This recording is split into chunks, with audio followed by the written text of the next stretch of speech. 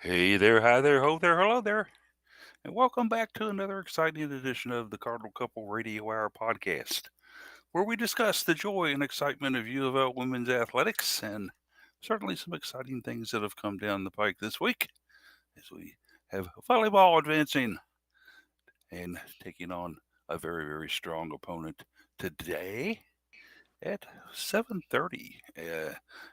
Not an unusual home, but we'll get into that normally and just a little bit of the show.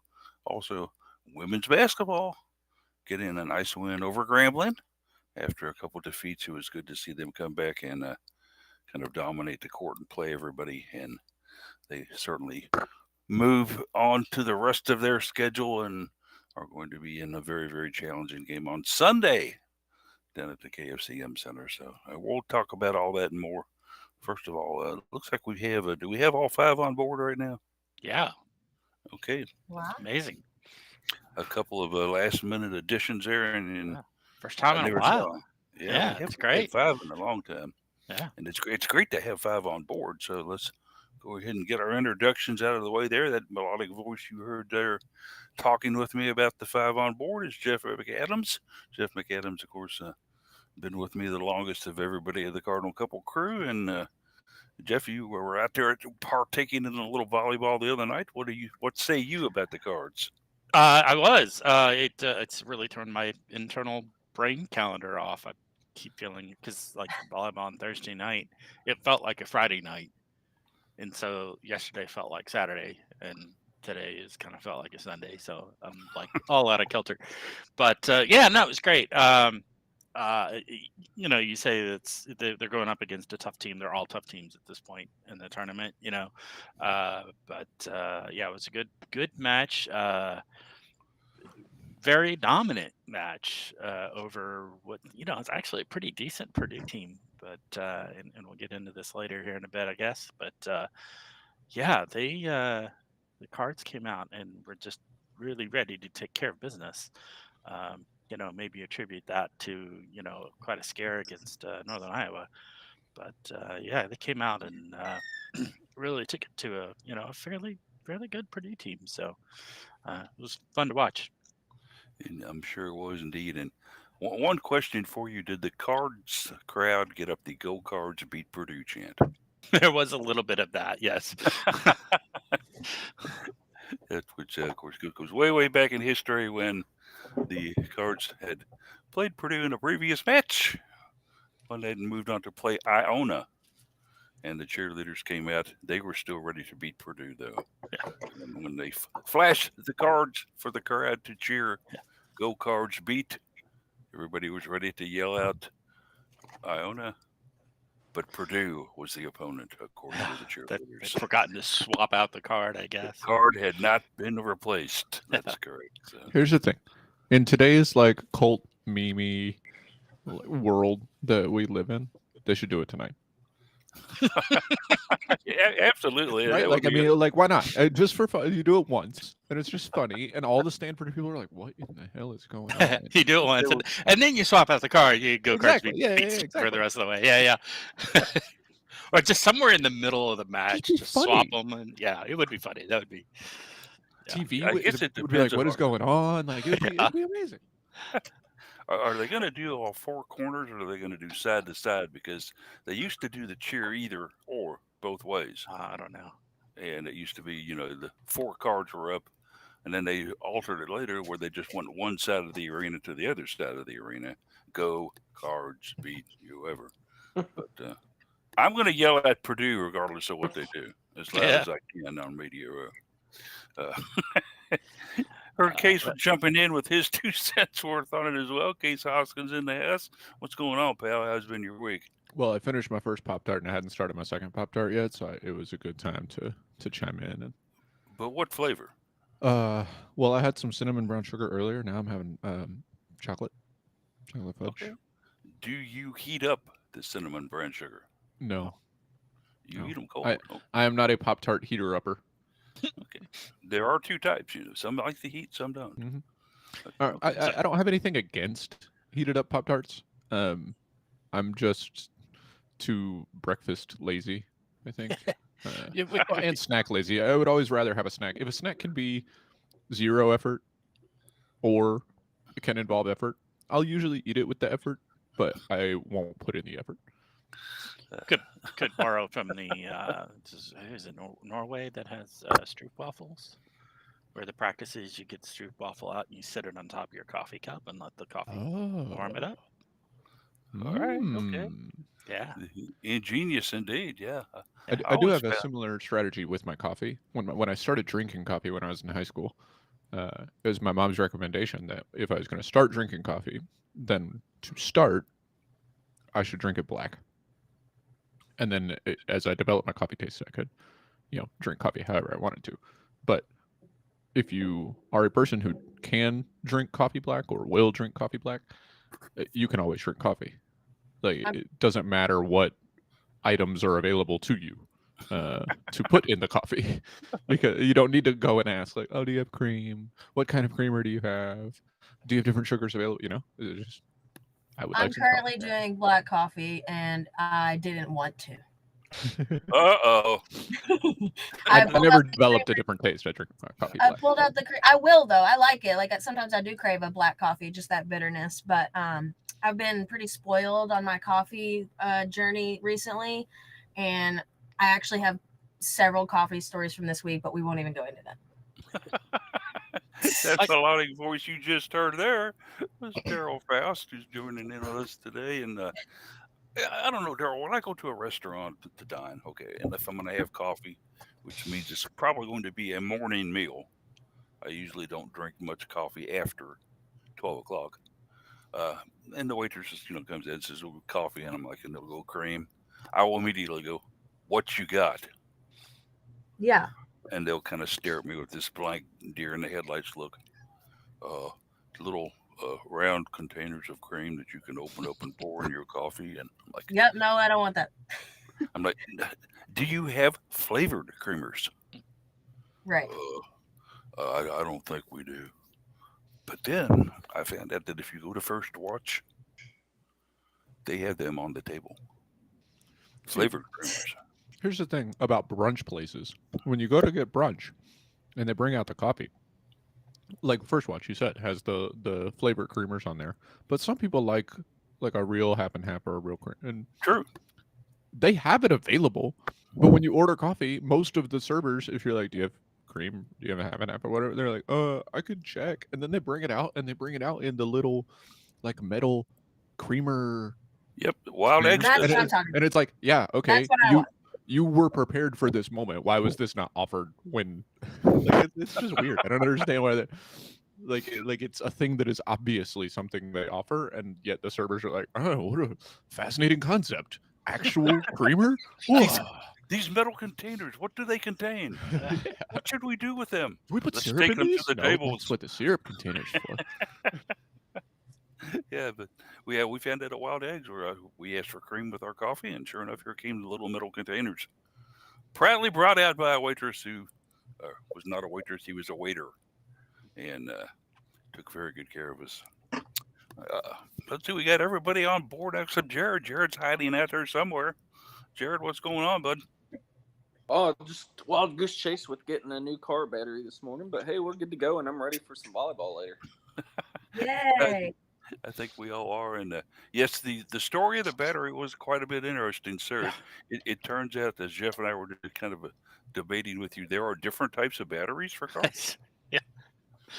Yeah, so I guess quick story on that. Ran to AutoZone yesterday, gave them the VIN to my vehicle. They looked it up in their system, said, here's the right battery you need.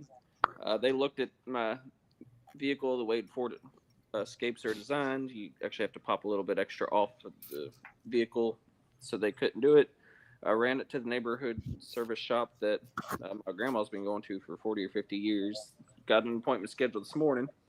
I get a phone call from them half hour later. You've got the wrong size battery. Not a fun little phone call to get, but they happen to have one for the right size. Got it installed. Ran back to AutoZone. Returned that for a refund. Said your system might not have the right updated information, but we're all good to go. Squared away. My 7-year-old battery I had that was on its last leg no longer a problem. Got a new one working just fine. Success. He comes through. And I heard wrong type of battery, and I'm thinking it's not 12 volt. Like cars have 12-volt batteries, right? Roughly 600 amps, right? That's just like all So, car batteries are like that. But no, it's a question of the physical size of it. Yep. So it should have still been, Yeah. I believe, a 12 volt, but it was wrong size. The one Yeah. AutoZone gave me was way too small, which There's of course also in the a correct difference in- size was a lot more expensive. There's also a difference in the starter amps. Yeah, well, I mean, but they're in the ballpark, though, right? They're Yeah. ballpark of 600. I found this similar experience while I was looking for a new battery for my lawnmower, which I've needed for a while. I just haven't gotten around to doing it. I have to jump it every single time, which is actually really inconvenient if I hit like a mound of dirt and it locks the blade and it dies, and I'm like, Yeah. start it, restart as quick as possible before it loses all charge. So I was at Lowe's and I was looking and I found the battery that is supposed to be for my lawnmower, and I looked at it and I was like, this does not look like the right size. But then I realized that the battery is very expensive and you get a certain amount off of your like pre-charge if you bring the old battery back. And so I was like, we'll just do this in the spring. Yes, indeed. Yeah. It's always good to put things off into the spring, but we're not going to put off anything about today's show. Although we've had an exhilarating discussion, I think, about coffee and batteries this morning so far. They're the same thing. Everybody, yes, you've got to get your batteries charged. Have some coffee. That's Vehicle the way I battery say and it. human battery. Exactly. Yeah, I mean, we could stay on this probably for the next 50 minutes, but let's not, shall we? Let's move on. We got sports to talk about. We do have sports indeed to talk about, and let's get right into it. I think what we'll do today is kind of start out and get basketball covered and cleared out of and ready to go, so we can talk most of our time about volleyball because, of course, the volleyball team is in the NCAA tournament and doing well. But let's go ahead and jump back to basketball. We will take you back to the game where the Cards played Grambling. And I noticed that people tend to talk about this school in one or two different ways, either Grambling State or just Grambling. On the official UofL box score, it has Grambling, but then when I was talking to Nick Curran before the game, he was talking about Grambling State. So the schedule says Grambling State to make it even more confusing. Exactly. Yeah. So in any event, one of the two did show up, and I actually came in to give the Cards a bit of a contest for the first quarter, and then Louisville put down their foot and said, I don't care who you are and who you think you are. We are pretty good, and we're going to beat you up. So the Cards ended up winning this game 96-57. A fun event to attend to, and I was there for the whole thing along with Sonia. Jared left early to head over to Freedom Hall because there was a match over there. But let's get everybody's kind of opinion on this one. The Cards get the win here, move to 6-4 overall. Chancellor Walls got to play everybody at least 2 minutes in the game. And so the thoughts on this one, Case? Louisville looked pretty good, I thought, against a Grambling team that really kind of petered out after the first quarter. Yeah, I think Louisville looked good, I would say, for 2 quarters, which is kind of becoming the trend for this team. They looked good in the second and third quarters, if you ask me. The first quarter, a 19-15 quarter against a Grambling team that is not very good. I don't want to take anything away from them, but they're 2-8 coming into the game, or 2-7 coming into the game. They really haven't played anybody of note. They got beat by LSU 100-54, which is very coincidentally close to the same score as Louisville the night out before playing Louisville. Oregon State actually just barely beat them. Arizona took care of them pretty handily. They beat Cal. Or no, sorry, they lost to Cal. It's bolded, so it threw me off. I'm trying to figure out which 2 teams they beat. The first 2 games of the season. I thought they were yes, okay. D2 schools. Yes, they. I don't even know if there is Centenary D2. They beat Centenary College and they beat the Xavier University of Louisiana. So, like I said, they're not very good. The final score, I think, is a bit deceptive. You have the 4-point first quarter, and then the 7-point fourth quarter where the defense really lapsed up, gave up the most points of any quarter to Grambling. But at the end of the day, I'm picking nits about a game that we won by 40 points. And it's probably looking back to some of our other games and some of the other performances, including one I think we will avoid talking about that happened just before this. And yeah, like you said, I think they looked good for a fair amount of the game. A lot of players got in, which is good to see. Love to get Louisville players lots of experience. Anaya Hardy, I think she nursing an injury maybe to have only played 3 minutes. I feel like she's played more than that in previous games. But everybody else, except for Anaya and Imafidon, got at least 10 minutes. So plenty of minutes spread around throughout the game. And looking statistically, other than turnovers, it's a pretty good statistical game for the Cards. I thought the Cards actually had a 42-point lead at one time, Daryl. You monitored both basketball and volleyball at home instead of coming out to the KFCM Center. Your thoughts and impressions on this little win over a Grambling team that maybe they're gonna they're 2-8. They're gonna have a pretty rough go of it, but their conference play comes up pretty soon, so maybe they'll do better in it. Yeah, I first I wanted to mention like what a great problem it is for the city that you have to choose.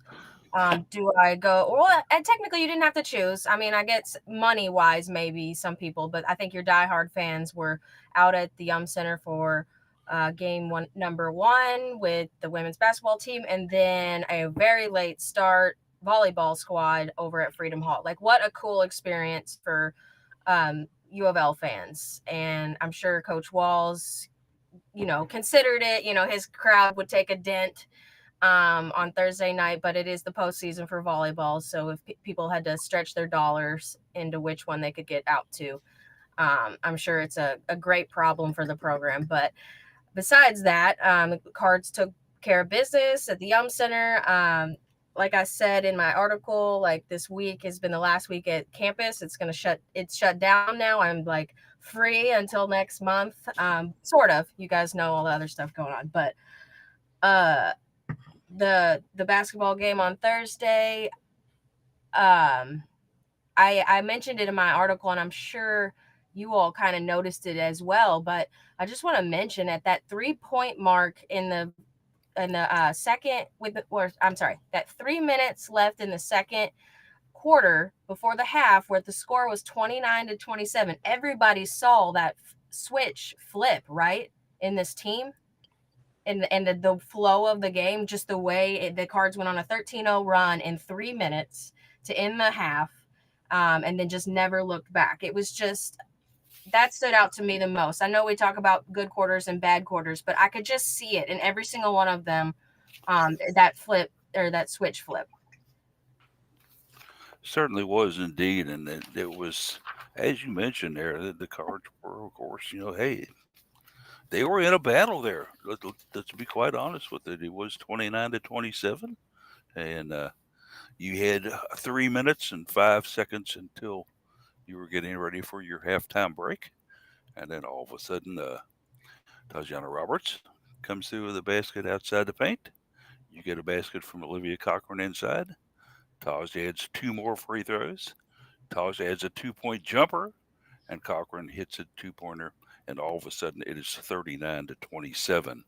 And wait, there's more. Marissa Russell hits a 3-pointer with 30 seconds left in the quarter to make it 42-27. And I'm sure Grambling had to be kind of staring at each other and asking, going, what just happened here?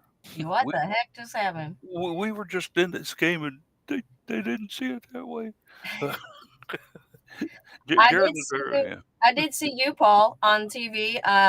There was one more thing I want to say, that the follow-ups, the offensive rebounds to get those second chance points. So I think there was one where Olivia was there for the putback, and I could see you just kind of like clapping and cheersing her and just like reaching out to her, like, what a play.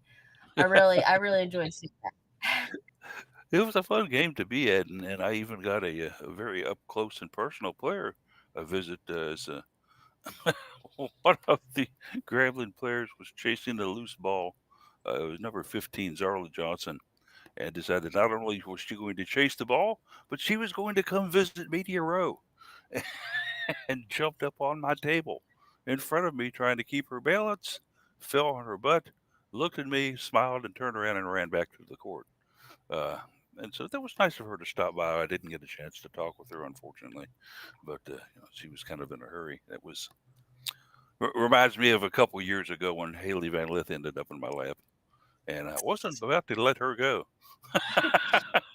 I'm like, okay, strange place for us to make out, but let's do it, baby. But Oh she, my god! Jesus, Paul. And then we wonder why she left. Never mind. yeah, Can absolutely. I And change the appropriate for kids tag after we've started streaming? well, I I don't know. mean, They how put many some times? weird stuff in Disney movies these days. Yeah, true. And how many times do you end up with Haley Van Lith in your lap? He's not letting it go. He's not letting it go. He's just doubling down. But no, get back to the game. Yeah, after that Yeah, second half let's do run that. by the Cards, Jeff has got an image in his mind he'll never be able to forget now.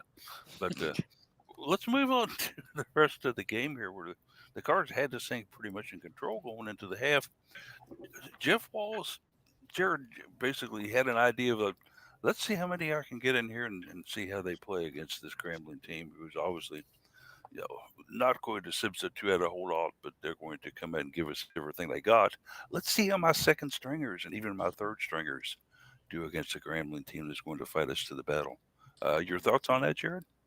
Well, yeah, UofL waited until after I left to go to volleyball before they decided they were going to play some basketball. So it's like, okay. I got to witness the full first quarter and a majority of the second quarter, before leaving at that media timeout. And, there's still enough time to get trampled by Aleph there on a loose ball. I don't think that one made the cut to TV, so, but that's the risk of the job. No, I just think the team came out looking at the Scrambling State team and their record and, went in overconfident, too comfortable, relaxed, thinking, oh, we're going to breeze right by this team. And Grambling felt a different way to start the game. And I think we were all a little bit surprised when Grambling had that 9-2 lead and kept it within a couple points there for a while. And I mean, you looked over at the bench, and it's one thing when Walls is screaming his head off at players. It's another when he is sitting there quiet, not moving, because that's even scarier, in my opinion, because that's when He's he's got his legs real. up and holding Oh, his yeah. knee. 'Cause as soon as he goes quiet sitting there, legs crossed, nope, I'm going to walk the other direction. And Yeah. I think he really ripped into them at halftime and said a lot of words that we would not be allowed to repeat here on our live stream right now. And I think he just kind of It's woke already up the set not players. appropriate for children. Let's go for it. Well, and he probably didn't say anything in that media timeout, which is Yeah. which they were like, oh no, halftime's going to be really bad. We should probably do something, which spurred that 13-point run at the end of the half, and then they probably still got lit into. So yeah, so they decided, oh, we better go ahead and blow this team away, and at least have a productive half to make things not as bad in practice. But you've got to learn to not overlook any opponent is the big thing. Don't play down to an opponent's level. Treat everybody the same. Film, game planning, practice. Go out there and you got to hustle your butt off any minute you're out on the court. You can't take a couple minutes off. And I think Walls has mentioned that in past years too during press conferences. He's like, we can't just decide we're going to take a couple minutes off during the game and go on cruise control. That's just not an option in basketball. And that's what happened in the first half. They woke up there late in the second quarter, right before halftime. And they played a lot better in the second half. We were able to watch a lot of it on TV at Freedom Hall, which we're fortunate to do so. But yeah, but it's still a learning curve for a lot of these young players. We were able to get Nyla Harris and Olivia Cochran came in for the post-game chat with the media. The media consisting of me, Sonia, the girl from the Courier Journal, and one of the TV guys. All four of us were in there to ask questions. And I think it kind of stunned Harris and Cochran. They were up there just chatting away, waiting for the rest of the media to pile in, and no one came in. And Matt kind of looked at them and said, "Okay, let's start with questions for the players." And they're like, "Oh, we're ready? Oh, okay. We're live? Okay, Yeah. okay." And they kind of looked at each other and asked, "It's like this isn't what we're used to." But by then, everybody had taken off to volleyball.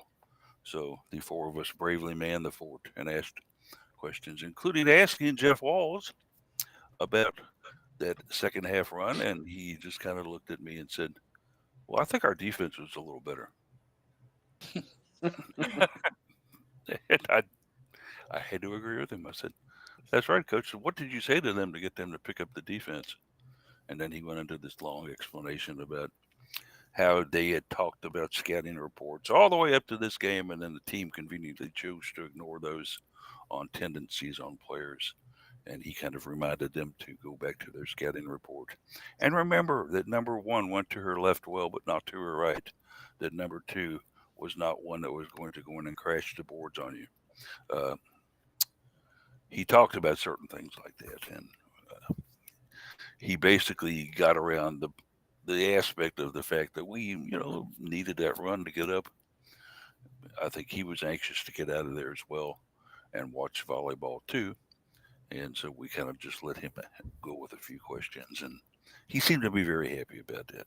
But uh, a good Scouting win, reports save lives. and they do.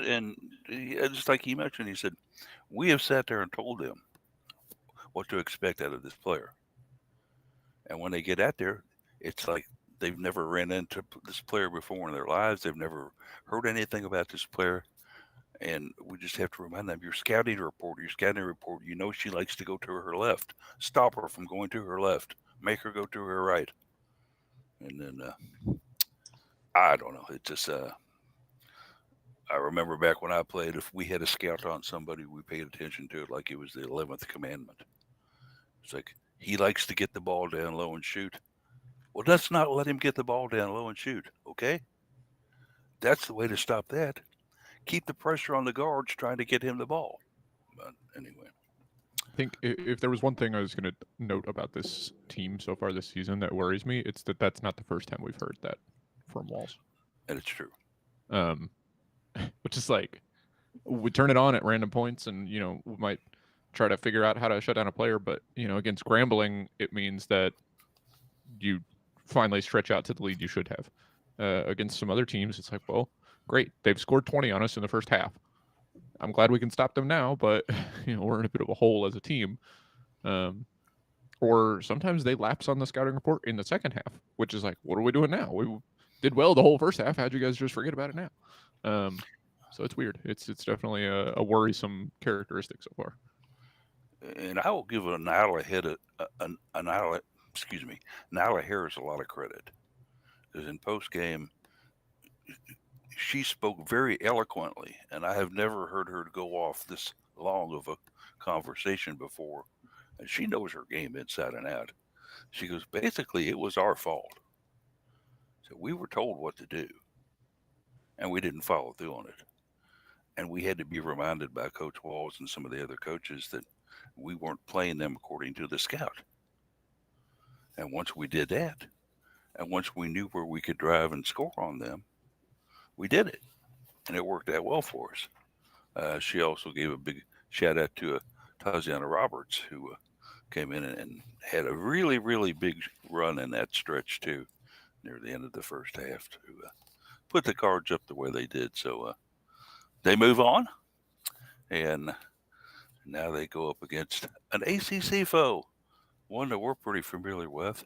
Yes, it's Westmore and the North Carolina State Tar Heels. Or no, they're the Wolfpack. I'm sorry, Oh, okay. I was like, what the North team is it? Carolina State Wolfpack. I have not. Yeah, the Tar Heels are North Carolina. Paul needs more coffee. I do, and I also need a battery. Somebody jump him with a 12 volt. Somebody get Paul a new battery. That could be fun. It'll make my hair stand straight up.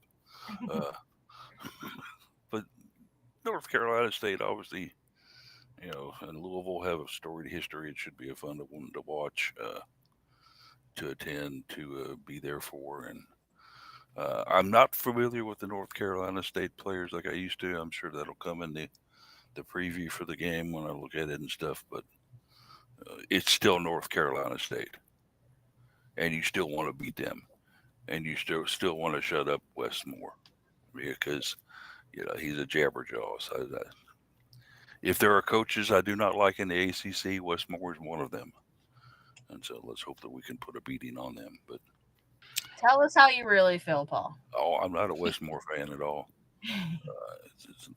It's like somebody gave what was that donkey in the cartoons that Eddie Murphy played?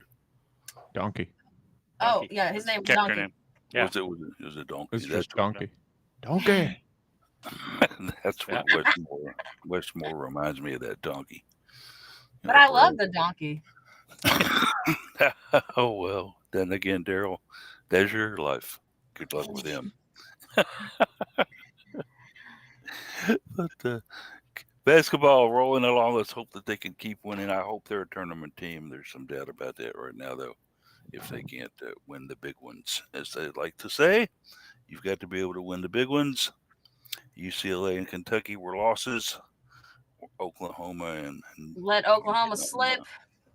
Yeah, Oklahoma should have been a win, was not at home. And then, of course, UConn, we had no prayer whatsoever in that one. So I really think I'll just go ahead and say I really think this is a must win for the Cards. I know that they, this history between these two squads. NC State's ranked still, correct? I looked at the roster. It's none of our our typical NC State players we've seen before, but Westmore is Westmore, and he'll just bring the next class in, and they have, I'm sure, a little bit of hatred towards UofL as well. They'll be hyped for this one, and hopefully the Cards can get a significant win on their record. when you look at it a little bit, though, with all the youth we have on our squad, of all the freshmen, have they been fully indoctrinated into the North Carolina State rivalry yet? Have O and True. Nyla Harris and Marissa Russell kind of looked at them and said, "This is what they expect out of this team. This is why we don't like them." Yada yada yada. Will it happen? Don't know. That's what I'm looking at now. I'm trying to remember. Has Olivia beaten NC State since she's been here? I think she would express that. And the UofL's website is just not cooperating this morning. It never does. So I'll let you know if Olivia has a win over the Wolfpack. Hopefully by the end of the show. Hopefully by the end of the show, Daryl says. There we go. We have something to look forward to in this broadcast besides me. NC State's a tough team, though. They kept it fairly close with South Carolina for most of that game. They rolled right alongside TCU for the entire game, fell right at the end. They kind of got steamrolled by LSU, but they beat Ole Miss. But they're coming off an interesting last-second win against Davidson during the middle of the week. And Davidson is not historically known to be a tough women's basketball program, even at a mid-major level. But also the fact that they're coming off a close win against a lesser opponent doesn't seem to bode well for us, just in the fact that Wes Moore is the type of coach that's really going to pound it in their head these next couple of days. You can't play that type of game when you play Louisville. Absolutely. And I did figure it out, guys. The losing streak against the Wolfpack is 5. So Olivia is not beaten NC State. So it's the Olivia Cochran curse. I'm not going to tell her that we're blaming it on her. You can tell her and let me know how that goes. No, I like being able to still walk on my own 2 feet. And I'm thinking like these were really disappointing wins, like that postseason one where the Cards lost 58-57 in Greensboro. I'm sure there's still bad taste in that one. This is always just a really good game that is entertaining. It's pretty entertaining, but it just hasn't gone our way in recent years. Perhaps my favorite memory of going to NC State and watching games was the time that we actually had floor seats down there. We're sitting over in the corner of the end zone, right across from the UofL benches at work, kind of a right angle to it. And during the timeout, Sam Purcell came charging, storming over to me like his hair was on fire, and said, "Give me an ink pen! Give me an ink pen! Give me a GD ink pen!" And I kind of looked at him and handed him my ink pen. He said, "Thanks, Paulie," and ran back to the bench. Uh, his had stopped, and so I thought that was kind of neat that the coach didn't have a backup ink pen, and I was able to help him. And as a gag gift, I found every ink pen I had in the house that did not work, and put them in a little container and took them to Sam's office and walked in and said, "Sam, I got you some backup pens here." He kind of smiled and laughed a little bit, and then took one out. He wasn't getting any ink. He took another one out, and then he finally got it. And so, yeah. But let's move it on into volleyball. The Cards. The last time we spoke with you here on the show, we're getting ready to take on a Northern Iowa team that we weren't too sure about here, and wondering what they were going to be able to do against Louisville. And as it turned out, woof, what a match that one was, Jeff. Yeah, it was, man, a barn burner, instant classic. I think they call Very. those. Five sets, extra points, and a couple of them, including the fifth one. The fifth one went 22-20. I mean, that's a pretty big chunk of extra points there and there. I want to say this was very emotional, I think, for the team. I mean, we saw, if you were watching, you probably saw Anna DeBeer out on the court with tears in her eyes, which is unheard of for her. She's such a, reserved sort of face that she always has on. So she had tears in her eyes at the prospect of her, college career being so close to ending. But yeah, they did. They hung on. They were gritty. They played. They benefited from a fair number of service errors from you and I, but we're able to pull out the win in the end, to continue on in the tournament, and really, I think, kind of changed the complexion of how they played last night, or excuse me, 2 nights ago, against Purdue. Yeah, that's who we played. Gosh, brain. Go Cards. Yeah. We're still trying to figure out what day it is. Yeah, I know, right? Need more coffee. Yeah, it really kind of think it changed the way we played against Purdue. That scare, I think, really said, "Whoa, wait a minute, we got to take this seriously now, and we really got to play cleanly and effectively and consistently." And so, I credit some of that UNI match. That UNI match was some of how well they came out and played 2 nights ago against Purdue.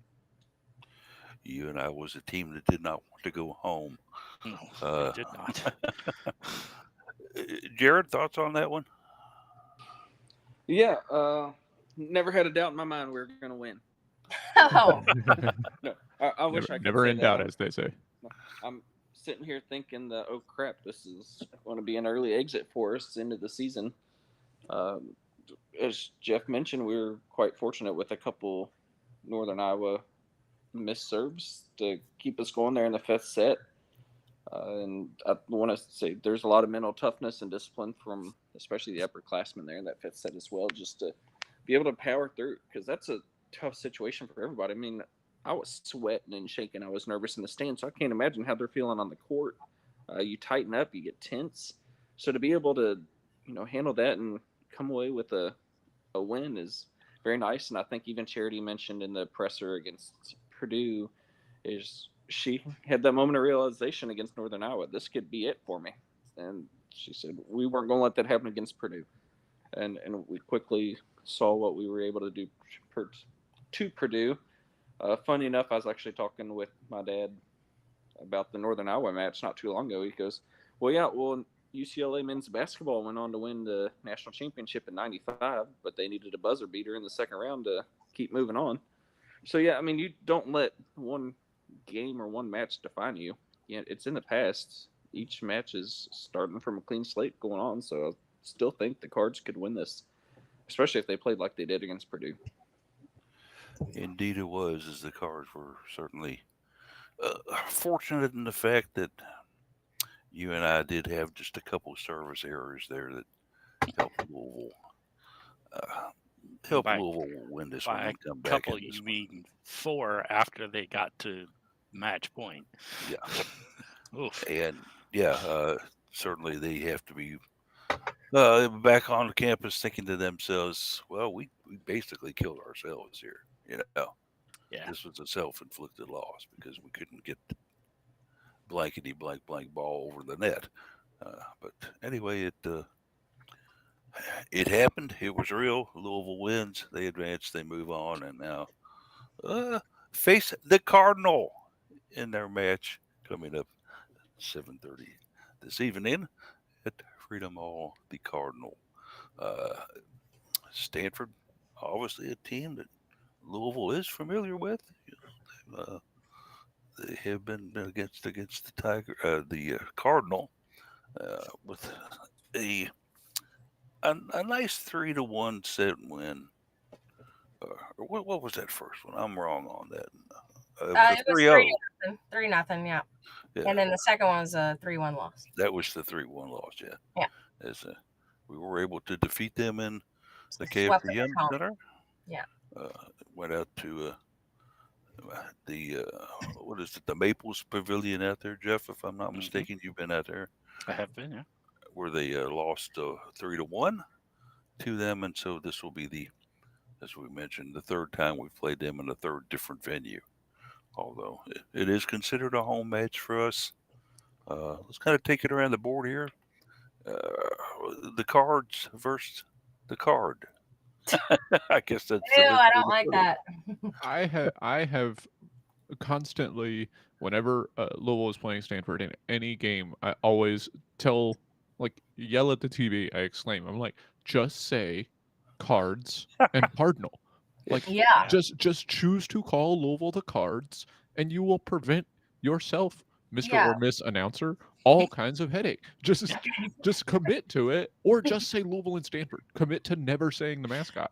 Like, you can hear it. You can hear the gears turning in their head every time they start. It was the last volleyball match when we played in Palo Alto. You could hear within 5 minutes, like the announcer's like in the middle of a sentence and then freezes right before he finishes this word. He's like Cardinal, like it's like, yeah, man, good job. Like, I will give him credit. The guy who did our last match was Eric Freed, right? Who's the same guy that's doing our regional here, right? For play-by-play. And he made a comment at the beginning of the match that said, I need to make sure that I get this right. Right? Yeah. Something along those lines. And he I think did. I remember that. He had to work at it a little bit, but he but did. But that's what I'm saying is don't make it easier on yourself. Yeah. Well, yeah. Certainly there are probably easier ways to do it. But yeah, he did make an effort to do it, and he did get it right. So credit to him. I like Eric Freed. I think he's a good play-by-play guy. So Yeah. glad to see. Tried a lot harder than some of the announcers in different various sports on different various networks do. Yeah, Paul Sandiford took a little while to get it through his head, but he's such a he's got such a love relationship with Stanford anyway. That yeah. Anyway. Or the trees. What I don't understand is there are a lot of teams out there called Cardinals, and there's only one called the Cardinal. Why is this in these announcers' minds have Cardinal as the default? Yeah, I don't know. I don't understand that. Well, for a while back when I was first covering events for Cardinal Couple, I just called them the trees. Yeah. See, it would be very easy. You just said cards and trees, but most people don't call them the trees. So yeah. I don't think they take fondly to it. Well, basically, what other school changes their mascot every year? Stanford. They have a different tree out there every season. The students go into a contest, and I'm not sure if they win anything or not, or whether they just are content to have the honor of having that year's tree in a mascot out there on the court. Whatever The it is. scariest mascot, in my opinion. Well, I mean, imagine if we tried to change the cardinal bird every year and gave it up to the students to come up with a new bird design. That could be very scary. But anyway. Don't get me started. Don't get you started. All right, I got I you. wouldn't trust the students to keep it appropriate. Yeah, yeah. That is probably true. Guys, I do want to say something about volleyball. Okay. Well, that's what we're Um, talking about, so go for Yeah. it. just Yeah, thinking go right about for it. last week, I hope that match was the Cards' worst match because they looked beaten. They got outplayed. Hey, that video was cool though.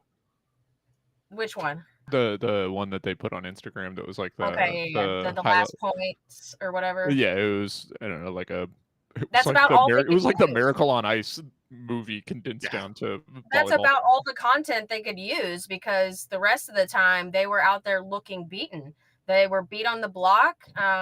Just the Cards could not get over them. It was crazy. So I know what you're talking about. You and I is just shot themselves in the foot, and they're probably so upset about it. Just they let one slip. So I'm just glad to see that the Cards aren't done because I was saying it.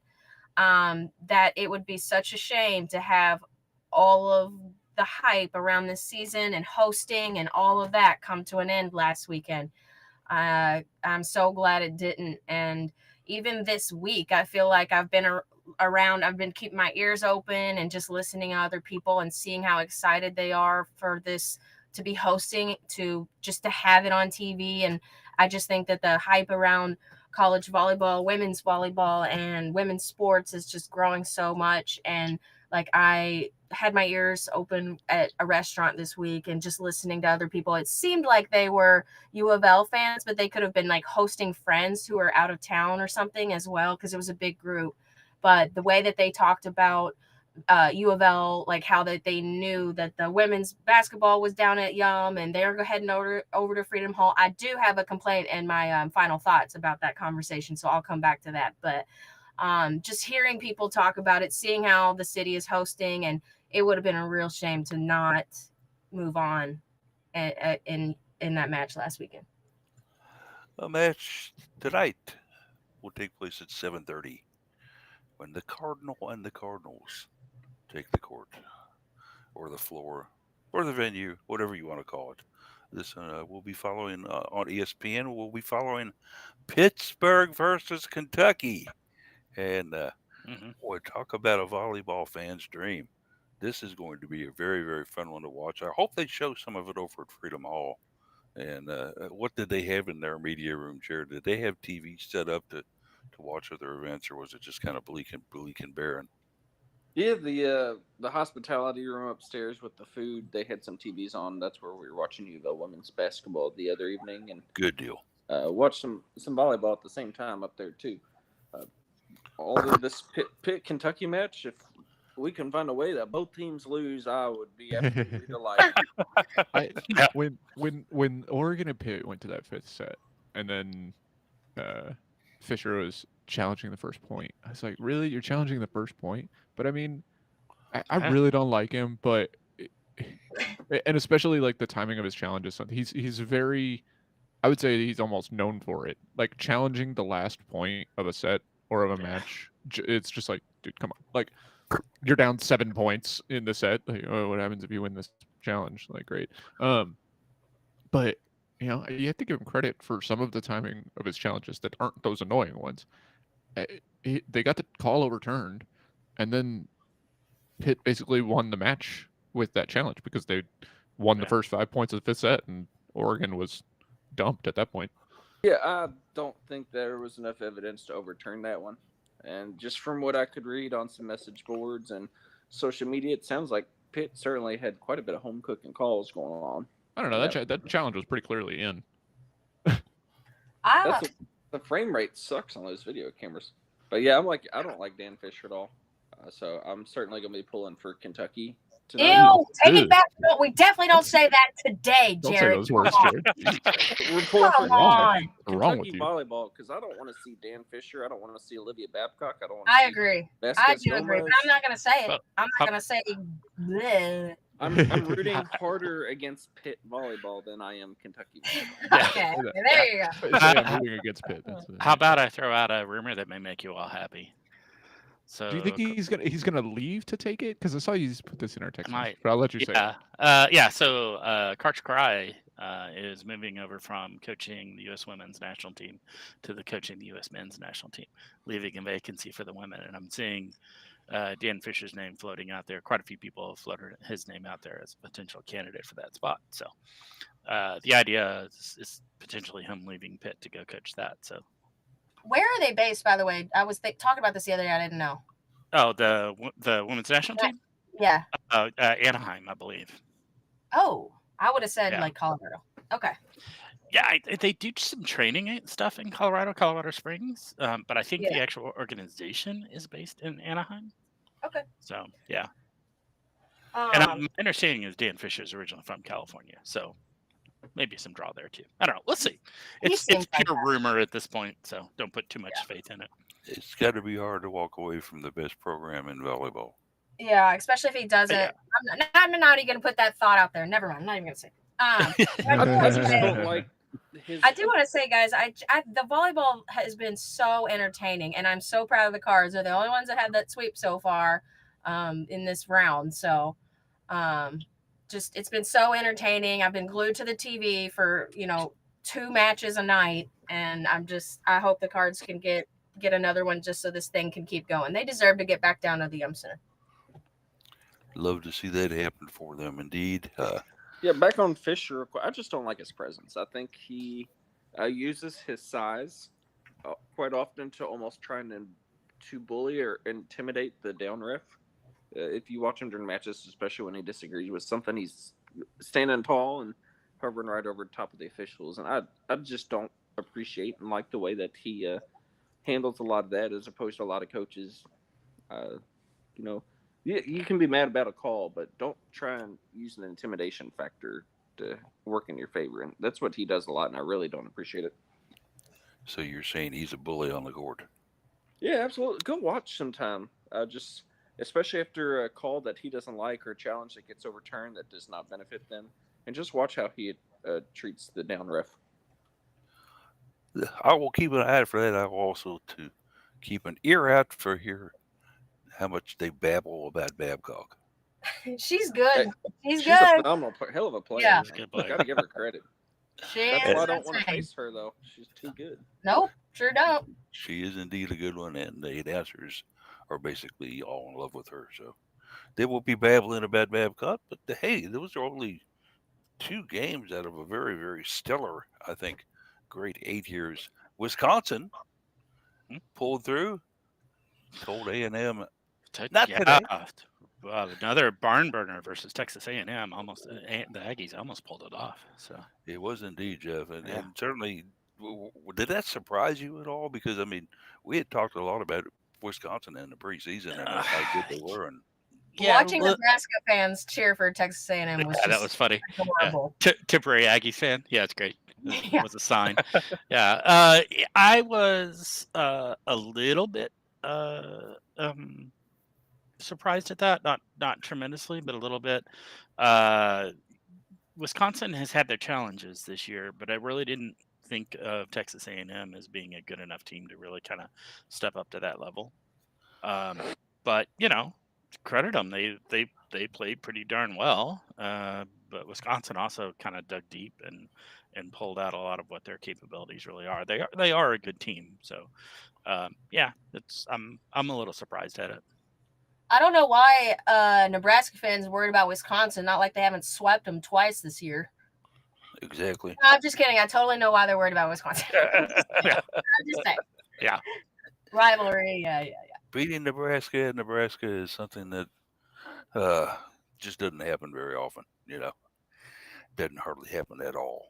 Well, in all fairness, I was a Florida fan the other night when they were playing Stanford. Well, I can see that too. Yeah.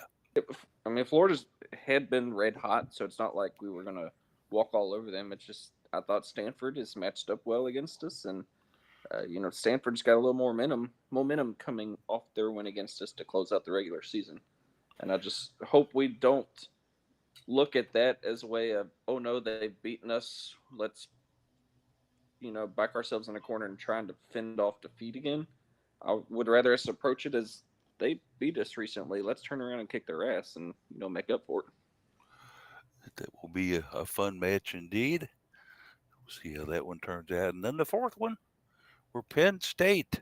Cardinal fans who like volleyball will be familiar with Penn State. They kind of handed us our lunch and told us to get out of the lunchroom. The third game of the season in a straight set defeat of the Cards up there at Penn State. They will be facing Creighton. Creighton, another opponent that Another Louisville blue is versus familiar blue. with. Yes, indeed. Yeah. A Blue Jay. That's right. Yeah. This whole Elite Eight is either red versus red or blue versus blue. And as That's Case exciting. mentioned in the article, Louisville's played every single one of them this year. Yeah, that's true. Indeed. Thanks, Jared. Thanks for that. Thanks. That's a nice subtle self back pat there. Yeah. Since you gave me that note. That tidbit. Yeah. I added the also, part. I mean, I added the part about we could have a Final Four where every team has already played in the Yum Center. I just think it's remarkable that you've got the entire Elite Eight. That how often is it you could say, oh well, this team played everybody that's in the Elite Eight. I mean, Yeah. talk about Danny Buckham Kelly for the scheduling. Holy cow! Yeah. That's a testament to the brutal schedule we played this year, really. Yeah. Jeez Louise. Creighton, a 5-set loser to the Cards early in the season. Louisville, after they swept UNI, geez, sound familiar? They ended up playing Creighton at home and beating them 3 sets to 2, and that was before they traveled to UK and beat UK. So right there, boom, boom, boom in a row. Boy, 3 matches, and then after that, who did they play? Nebraska. Holy cow! Danny Busboom Kelly certainly had some questions about her own scheduling capabilities with that stretch of 4. Would you not think? I was going to say, it sounds like she's setting up her own little mini tournament. She knows what it takes, and she's going to put them through the ringer and, do that back-to-back thing and see how it goes. And here we are in December, and it looks like she knew what she was talking about. Well, this is one of Louisville's best chances to win a national championship. You could say that with a few of the Louisville teams these last few years, but looking at, you got kind of your fairy tale story ending that you could write with Anna DeBeer and Elena Scott, the local girls, winning a national championship at home, but you've got a lot of talent with Charity Looper getting Maldonado Diaz to transfer in this year. You're running a couple really solid setters. Just so much talent at every position, even Kara Cressy, Hannah Sherman, PK there in the middle. I mean, this team, if they play like they did against Purdue, can beat anybody. And I think she realized that, and she said, well, let's go ahead and schedule the toughest opponents we can so we're battle tested and ready to go when tournament time comes. Exactly. A fun night of volleyball today and tomorrow as well, with 2 very, very good matches. So if you're a volleyball fan, this is certainly the time of the year where, as Jeff is doing, bouncing off the walls, pretending like he's a volleyball, getting smacked around by Anna DeBeer. I mean, can you imagine, though, if both Creighton and Nebraska advanced to the Final Four? What, I-70 and I-64 between Kansas City, coming down from Omaha, Kansas City through to Louisville is going to be, that's going to be like just packed with fans coming across. It could be a fun thing indeed to see. And yeah, we will know, and we cover it, of course, here at Cardinal Couple for you about it all, regardless of how the Cards do, whatever happens, we're going to write it up for you, and we're going to tell you the way it is, because certainly that's what we do. We talk about the joy and excitement, but occasionally we do have to put in a little couple of sad things in there from time to time. Let's hope we don't have to this weekend. Let's hope that the writes that Jeff do and that I do on Monday are positive and all about the good things that happened to Louisville athletics over the weekend, shall we? Yep.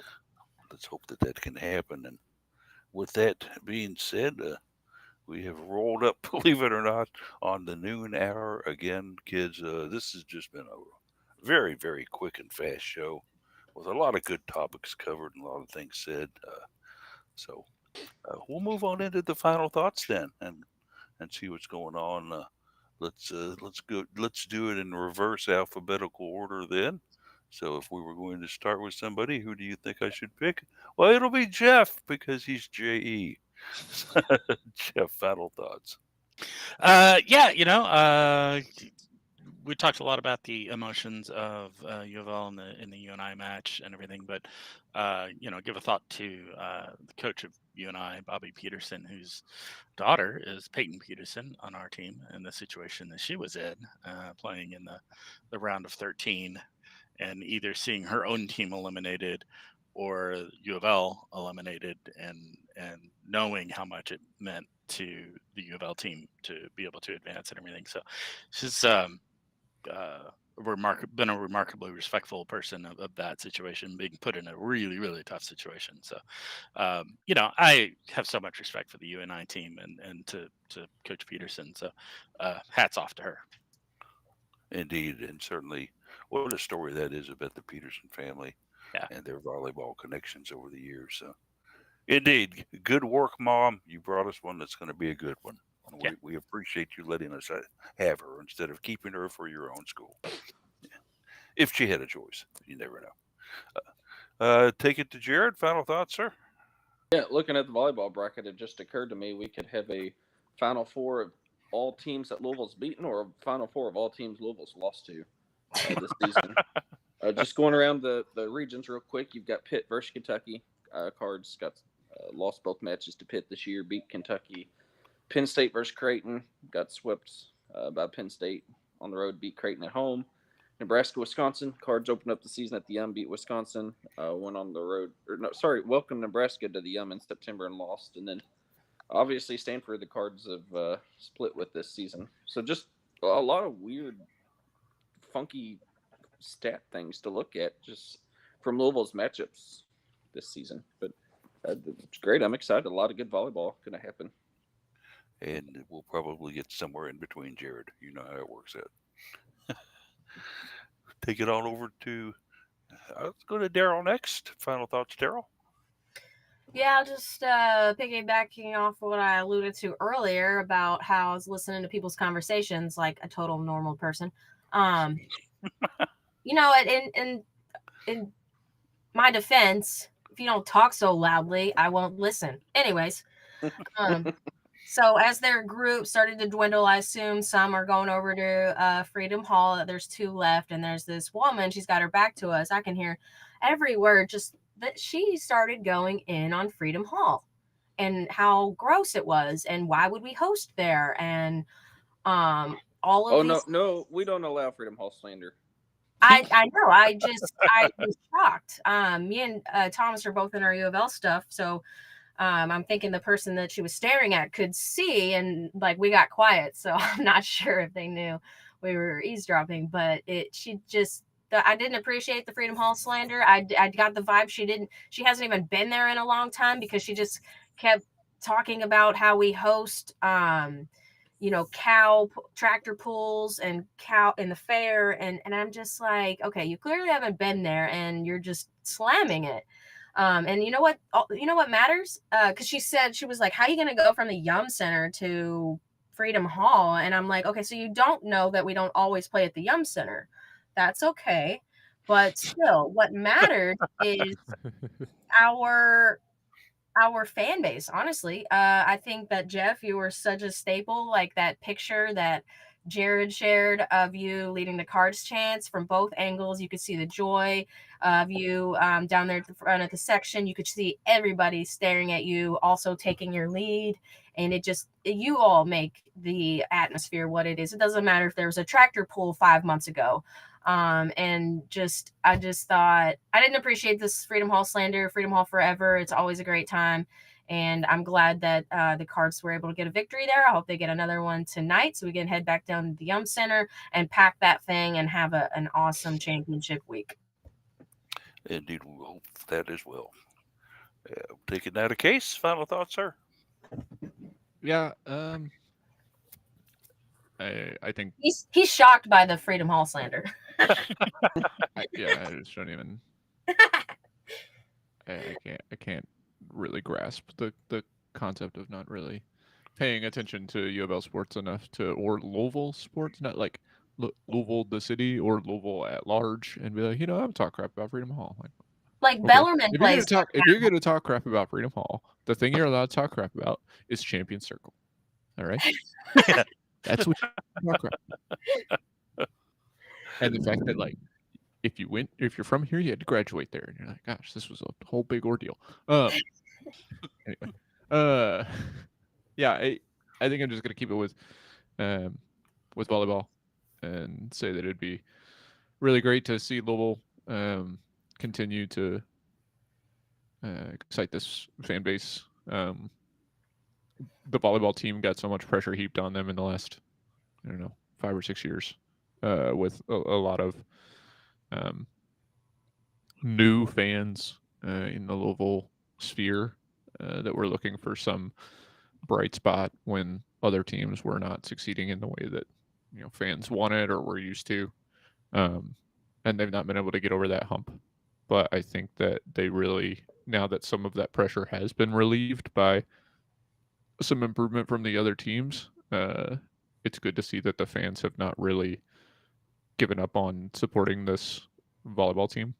Um, I like that it seems that there's staying power there with that new fandom, and I hope that the volleyball team can be rewarded for that with some good performances. And what better place to get your first national championship than your home arena?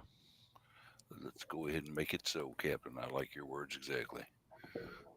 Final thoughts on mine. I guess my favorite memory probably of Freedom Hall is back many, many moons ago when the men were a force there and played good basketball there. They used to host a regional there occasionally, and one particular regional, a very, very good team that was in that regional with Louisville got defeated. And consequently, a lot of their friends were not going to be able to come back for the final night. I saw the opportunity and started buying up their passes, giving them 50 cents on the dollar for their tickets. Was getting a bang up business, and was just dollar signs were rolling in my head on how much profit I was going to make reselling these to Cardinal fans. When this guy comes up and flashes a badge to me and he says, "Guess what, sir? Scalping is illegal." And I looked at him. I said, "I'm not scalping. I'm just buying tickets. I'm going to hand them out to my friends later." And he looked at me and he scratched his head and he said, "Okay, I was just going to stick around for a while and see if that's going to happen." Here I am holding probably 40 tickets that I'm going to make a profit on. Fortunately, the guy got tired of me standing there with a dumb look on my face, and he moved on, and I was able to unload them in record time. But yes, my favorite memory of Freedom Hall, almost getting busted for scalping tickets. But my actual final thought was to be on Josh Hard. Uh, got his contract extended through 2030. The Cards, of course, have taken him on board, and we all got kind of scared when we saw there was going to be this special announcement at a EULA meeting. We didn't know what in the heck was going to happen on it, and this happened like Sunday evening and Monday morning. The controversy was swelling about, and it was just about Josh getting his contract extended. And certainly, I think he's the okay guy for the job. I'm not going to say that he's been my favorite of all time, but certainly he's a guy who has taken a good job and made it still a good job and not brought us any shame to it. And that's really all you can ask for. As the UofL president said, in words that I'll quote before I get out of here, this is a vote of confidence that we want to be able to provide, and we want to let everybody know that one of the finest athletic directors in the country is serving here at the University of Louisville. Okay, lofty words maybe. Uh, the conspiratorial side of me wonders, was somebody coming at Hurd and trying to scoop him away from the Cards? And we did this, but I don't think that was the case. I think it was just a case in Louisville saying, we got a pretty good AD here. Let's see what we can do about holding on to him. And so, congratulations, Joss. I hope the teams can mirror your success and be fantastic through 2030. But that'll do it for today. We're going to wrap it up here and hope that everybody gets out and watches something this weekend. There's two very good events going on here in town. Go see one of the two, would you? And until then, go Cards.